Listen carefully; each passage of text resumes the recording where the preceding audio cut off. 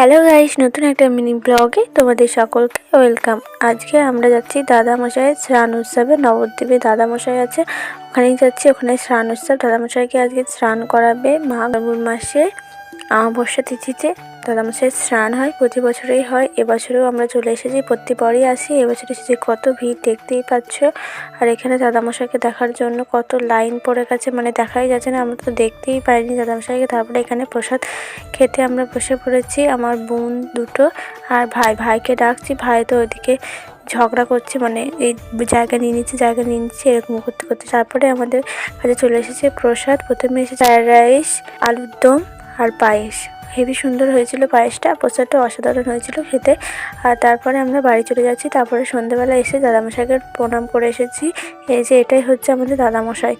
আর mini ব্লগটা আমি এখানেই এন্ড করছি। টাটা।